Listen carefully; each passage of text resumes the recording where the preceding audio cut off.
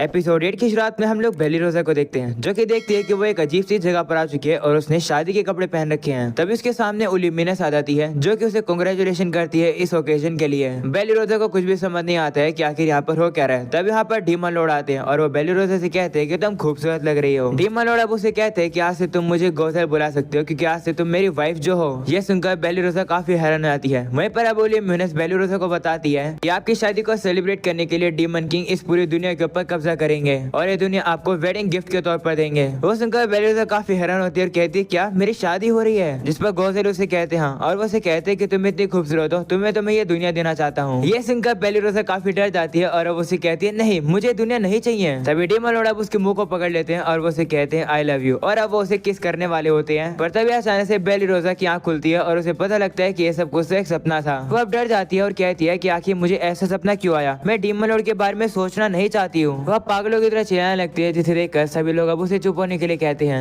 अगले सीन में हम लोग देखते हैं कि बेली रोजा किचन में कुछ बना रही होती है। तब वीरूस उसके पास आती है और कहती है कि तुम थोड़ी सी घबराई हुई लग रही हो, कुछ हुआ है क्या? जिस पर वो उसे बताती है कि मैं रात में अच्छे से नहीं सो पाई, मुझे कल रात में अजीब से सपने आ रहे थे। वो सुनकर उसे कहती है कि कहीं तुम्हें प्यार की बीमारी तो नहीं हो गई है? लुपिन्स हमेशा मानते हैं कि जो ड्रीम्स होते हैं वो हमारे डिजायर की इमेज होती है। कहा जाता है कि जो तुम्हारा अधूरा प्यार है वो प्यार तुम्हारे सपने में आता है और उसे एक नाइटमेयर बना देता है। वहीं पर बेली रोजा शर्मा आ जाती है और कहती है कि मेरा कोई भी प्यार नहीं है, तुम ये क्या बातें कर रही हो? ये सब कुछ सुनने के बाद वहाँ पर बाकी सभी लोग भी आ जाते हैं, जो कि बेली रोजा से पूछने लगते हैं कि आखिर तुम किससे प्यार करती हो, कहीं वो डीमन लॉर्ड तो नहीं है? वो सुनकर बेली रोजा और शर्मा आ जाती है और कहती है कि तुम्हें ऐसा क्यों लगता है? जिस पर वो लोग कहते हैं कि डीमन लॉर्ड हमेशा तुमसे मिलने आया करते थे। तो बेली रोजा कहती है कि वो मुझसे नहीं फ्लियो से मिलने आते थे। तो ब्लॉसम उसे कहती है कि लेकिन जब तुम नहीं होते हो तो डीमन लॉर्ड जल्दी चले जाते हैं, इसका मतलब वो तुमसे मिलना चाहते थे। तो बेली रोजा कहती है नहीं, ऐसा कुछ भी नहीं है, डीमन लॉर्ड शायद से मुझसे बदला लेना चाहते हैं, क्योंकि मैंने उनकी गर्दन पर तलवार रखी थी, वो बस मौके का फायदा उठाकर मुझे मारना चाहते हैं। तब बाकी लोग कहते हैं कि ऐसा हमें तो नहीं लगता। वह बेली रोजा से कहते हैं कि तुम डीमंस और ह्यूमंस के बीच की वॉल को तोड़ सकती हो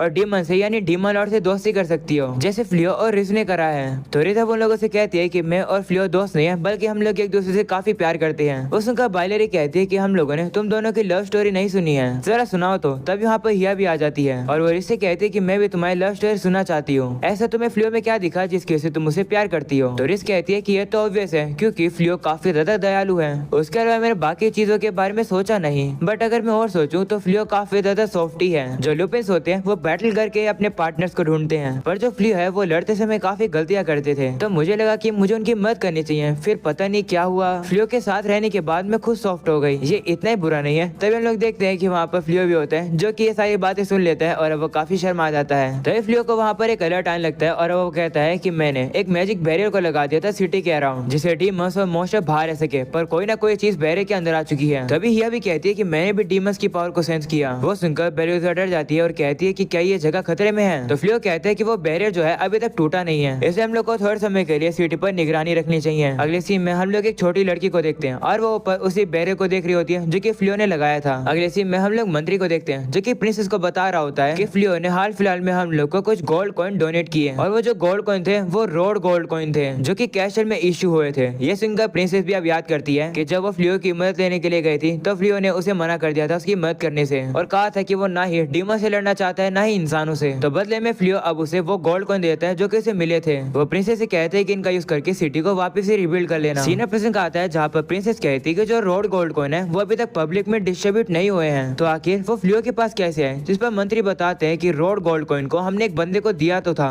उस लड़के का नाम बानाजा था, जिसे दूसरे वर्ल्ड से हीरो के तौर पर बुलाया गया था, पर उसे कैसे से बाहर निकाल दिया गया था। तो प्रिंसेस कहती है कि क्या तुम उसी बंदे की बात कर रहे हो जिसे डेलावेयर फॉरेस्ट में भेज दिया गया था? तो मंत्री कहते हैं हाँ, मुझे लगता है कि बानाजा और फ्लियो एक ही पर्सन है। वो सुनकर अब प्रिंसेस कहती है कि ये तो काफी बुरा हुआ, फ्लियो तो अब कभी एग्री करेंगे ही नहीं हमारे हीरो बनने के लिए। तो मंत्री अब कहने लगते हैं कि हम लोग अब क्या करें? जिस पर प्रिंसेस कहती है कि हम लोग को फ्लियो से माफी मांगनी होगी, जिससे वो हमें माफ कर दे और हमारा हीरो बन जाए। तभी अचानक से वहाँ पे एक और गार्ड आता है, जो कि प्रिंसेस को बताता है कि फॉर्मर हीरो और उसके सर्वेंट जेल से फरार हो गए हैं और अभी तक उन्हें ढूंढा नहीं गया है। वो गार्ड भी इस चीज के लिए माफी मांगता है, जिस पर प्रिंसेस कहती है कि इसमें तुम्हारी कोई गलती नहीं है, जाकर विजिलेंट कॉप्स की और एडवेंचर्स की मदद लो उन लोगों को ढूंढने में। तो बंदा भी कहते ठीक है, और अब वो फॉर्मर हीरो को ढूंढने के लिए चला जाता है। वहीं पर अब प्रिंसेस सोच रही होती है कि काश फ्लियो हमारा पहला हीरो बन जाता, लेकिन अब कुछ नहीं किया जा सकता है, अब काफी लेट हो चुका है। उस गोल्डन बालों वाले हीरो को भी तो मैंने ही सपोर्ट किया था, तो मेरी भी गलती है। अगले सीन में हम लोग सभी गार्ड्स को देखते हैं, जो कि अब हीरो और उसकी साथी को ढूंढने के लिए आ जाते हैं, पर उन्हें वो कहीं नहीं मिल रहे होते हैं। वहीं पर हम लोग को पता चलता होता है कि वो लोग तो झाड़ी में छुपे हुए बैठे थे। हीरो कह रहा होता है कि सब कुछ उस जिन की गलती है जिसकी वजह से हम लोग क्रिमिनल बन गए हैं, लेकिन हम लोग इतने भी बड़े क्रिमिनल नहीं है क्योंकि हम लोग डंजन से भागे थे, पर हम लोगों ने तो वहाँ से कुछ चुराया भी नहीं था। तो उसकी साथी कहती है कि लेकिन हम लोगों ने वहाँ से कुछ चुराया है। आपने वहाँ से भागते भागते जल्दबाजी में एक बॉटमलेस बैग उठा लिया था। तो हीरो कहता है कि मैंने उस बैग को चुराया नहीं, ये तो बस मेरा रिवॉर्ड है जो कि मैं डिजर्व करता हूँ, तो मैंने बस उसी रिवॉर्ड को उठाया क्योंकि उन लोगों ने मुझे वादा किया था कि जब मैं हीरो बनूंगा तो वो लोग मुझे जिंदगी भर पैसा देंगे, पर उन लोगों ने अपना वादा तोड़ा, तो उसके बदले में मैंने इस बॉटमलेस बैग को उठा लिया। इसे खोल कर देखते हैं कि इसके अंदर क्या है। वो अब देखता है कि इसके अंदर तो एक भी पैसा नहीं होता है, बस इसके अंदर एक वाटर पाउच है और एक ट्रेजर चेस्ट है।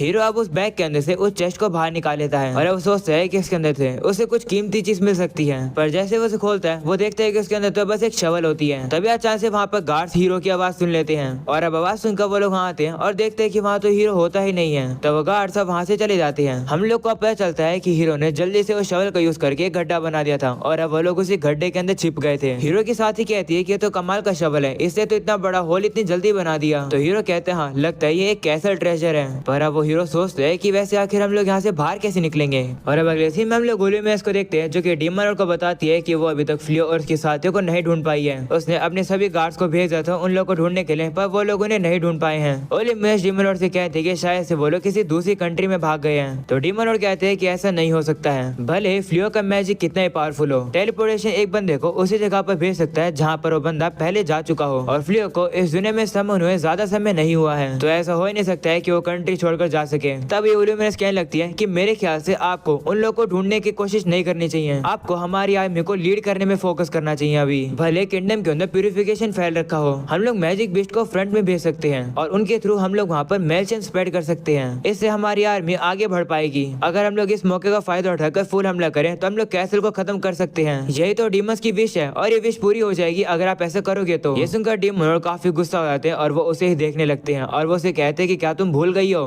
कि फ्लियो अकेले ही प्यूरिफिकेशन यूज कर सकता है, भले हम लोग अपनी आर्मी को आगे बढ़ाने के लिए मैजिकल बीस्ट को सेक्रीफाइस कर दे, तो अगर फ्लियो चाहे तो वो अकेले पूरे रास्ते को प्यूरिफाई कर सकता है। फ्लियो हमारे लिए खतरा है, इसलिए उसको और उसके साथी को ढूंढना हमारी प्रायोरिटी होनी चाहिए। जिस पर ओलिम्पस कहते हैं कि अगर आप ऐसा करोगे तो जो लोग आपके अगेंस्ट में हम लोगों ने चुप नहीं करा पाएंगे। ये सुनकर डीमन लॉर्ड वापस से गुस्सा आ जाते हैं और अब वो उसके पास आते हैं और अब उसके सर पर हाथ रख के कहते हैं कि मुझे माफ कर दो, मेरी वजह से तुम्हें परेशानी हो रही है, पर मैं अपने खुद के प्रिंसिपल्स को चेंज नहीं कर सकता हूँ। मुझे लगता है कि हमारे साथियों को सेक्रीफाइस करके जीतना वर्थ इट होगा। वो सुनकर ओलिम्पस की बोलती बंद हो जाती है। तभी हम लोग को पता चलता है कि एक डीमन इन लोगों की बातें गेट के बाहर खड़ी होकर छुपकर सुन रही थी और अब वो डीमन जाकर सारी बातों को डीमन लॉर्ड के भाई को बता देती है, जिसे सुनकर डीमन लॉर्ड का भाई कहता है कि गोजल काफी ज्यादा सॉफ्ट हो गया है, पर कैसे। तो वो डीमन उसे कहती है यूई गार्डे आप जरा शांत हो जाइए, क्योंकि ओलिम्पस की फोर्सेस हर जगह पर फैली हुई है, शायद से वो हम लोग की बातें भी सुन रहे होंगे। ये सुनकर यूई गार्डे गुस्सा हो जाता है और वो कहता है कि मुझे से फर्क नहीं पड़ता। ऐसा बोलने के बाद वो अपने पाँव को काफी जोर से जमीन पर रखता है, जिसके से जमीन हिलती है और वो डीमन नीचे गिर जाती है। यूई गार्डे अब कहने लगता है कि गोजल को अपनी फोर्सेस को आगे बढ़ाना चाहिए, पर उसकी जगह वो एक इंसान को डीमन आर्मी के अंदर लाना चाहता है। इस बात की तो कोई सेंस ही नहीं है। जिस पर वो डीमन उसे कहती है कि जिस बंदे को गोजल अपनी आर्मी में लेना चाहते हैं उस बंदे के पास हीरो जितनी पावर है। तो यूई गार्डे कहते हैं हाँ इसी वजह से तो गोजल इतना सॉफ्ट हो गया है, चाहे वो हीरो या फिर ना हो, इंसानों को तो कुचलना चाहिए। तो उसे कुचलने की जगह गोजल उस ह्यूमन को अपना दोस्त क्यों बनाना चाहता है। ऐसा बोलने के बाद यूई गार्डे गुस्सा होकर अपने सिंहासन के ऊपर ही मुक्का मारता है। इसके वजह से कुछ पत्थर उड़कर उसे डीमन लड़की के लग जाते हैं और वो घायल हो जाती है। यूई गार्डे अब कहने लगता है कि एक डीमन लॉर्ड वो होता है जो कि फुल फोर्सेस से सारी चीजों को डिस्ट्रॉय करता है। तो वो लड़की कहती है हाँ आप जो कह रहे हो वो सही है।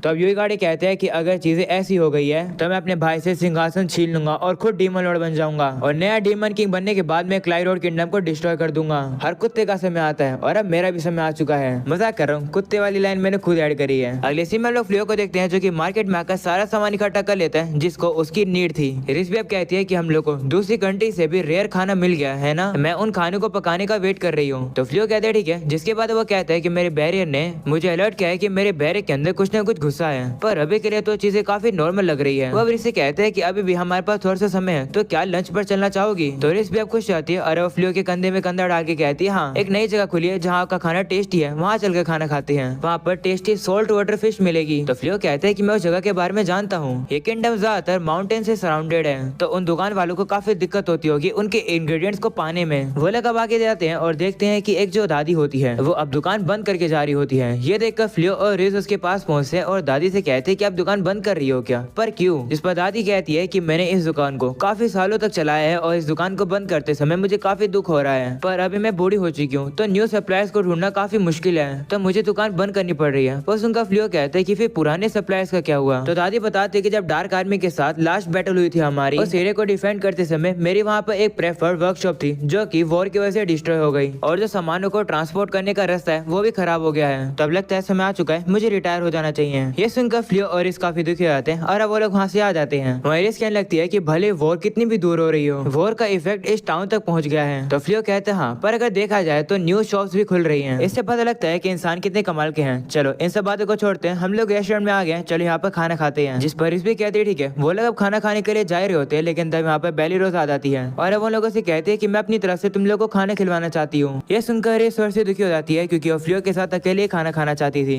वो देखकर बेली रोज उन लोगों से कहती है कि तुम लोग की चॉइस है, खाना खाना है या फिर नहीं। तो फ्लियो भी अब इससे पूछते है कि तुम्हें कोई दिक्कत तो नहीं है, जिस पर इस कहती है नहीं। और अब वो बेली रोज से पूछते है कि वैसे तुम हमें खाने क्यों खिलवा रही हो, कुछ हुआ है क्या। जिस पर वो कहती हाँ, मेरी एडवेंचरिंग रैंक लेवल अप हो गई है और मेरी रिवॉर्ड मनी भी इंक्रीज हो गई है, इसलिए मैं तुम्हें पार्टी देना चाहती हूँ। ये सुनकर वो लोगों से कांग्रेचुलेशन करते हैं और कहते हैं कि तुम हाल फिलहाल में काफी मेहनत कर रही हो। तब बेली रोज अभी अपने मन में कहती हाँ, मैं हार्ड वर्क इसलिए करी हूँ जिससे कि मैं डीमन लॉर्ड के बारे में बिल्कुल भूल जाऊँ। वो उन लोगों से कहते हैं कि तुम लोगों ने मेरी ट्रेनिंग करवाई, इसलिए मुझे रिवॉर्ड मनी मिला, इसलिए थैंक्स के तौर पर मैं तुम्हें खाना खिलाना चाहती हूँ। ये सुनकर फ्लियो और इस कहते हैं ठीक है, हम लोग इस स्ट्रीट को मना कैसे कर सकते हैं। तभी अचानक से वहाँ पर ही आ जाती है और वह फ्लियो से कहती है कि यहाँ पर एक डीमन आ रहा है जिसके पास काफी ज्यादा खतरनाक मैजिकल पावर है। वह उन लोगों के सामने आकर एक काफी पावरफुल शील्ड लगाती है उन लोगों को बचाने के लिए। तभी ये समझ आती है कि सामने से कौन आ रहा है और अब वो हिया को रुकने के लिए कहती है। तो हिया भी अब रुक जाती है, जिसके बाद वो डीमन उन लोगों के सामने आ जाता है। वो देखकर फ्लियो कहते हैं कि अब समझ आया कि मेरा बैर है मुझे अलर्ट क्यों कर रहा था। वहीं पर उस डीमन को देखकर बेली रोज काफी डर जाती है क्योंकि वो और कोई नहीं बल्कि डीमन लॉर्ड ही था। इसके बाद वो लोग एक साथ मिलकर खाना खा रहे होते हैं, जहाँ पर गोज़ेला फ्लियो से कहता है कि मुझे एक इन्फॉर्मेशन मिली कि यहाँ पर एक अजीब बैरियर लगा हुआ है, तो मैं चेक करने आ गया और ये देखकर मुझे काफी खुशी हुई कि तुम यहाँ पर हो। वह बेली रोज से भी कहता है कि मैं तुमसे बात करना चाहूंगा। ये सुनकर बेली रोज डर जाती है और वो सोचने लगती है कि कहीं मेरा सपना सच तो नहीं होने वाला है। तभी अब उन लोग का खाना आता है, जिसे देखकर गोज़ेल कहता है कि इंसानों का खाना तो काफी डिलीशियस होता है। डीमन लॉर्ड बनने से पहले मैं इसी तरीके से रेस्टोरेंट में आया करता था दुश्मनों के बारे में इन्फॉर्मेशन इकट्ठा करने। डीमंस के भी रेस्टोरेंट होते हैं पर यहाँ का खाना तो और ज्यादा डिलीशियस होता है। ये सब कुछ सुनने के बाद फ्लियो वहाँ पर एक बैरियर लगाता है जिससे कि वहाँ पर जितने भी लोग थे रेस्टोरेंट में बैठे हुए वो उनकी बातें ना सुन पाए। तभी गोज़ेल बेली रोजा से कहता है कि क्या तुम खाना बनाती हो। तो रिस उसे बताती है हाँ, बेली रोजा मिठाई बनाने में काफी अच्छी है, उसने मुझे भी स्वीट्स बनानी सिखाई थी,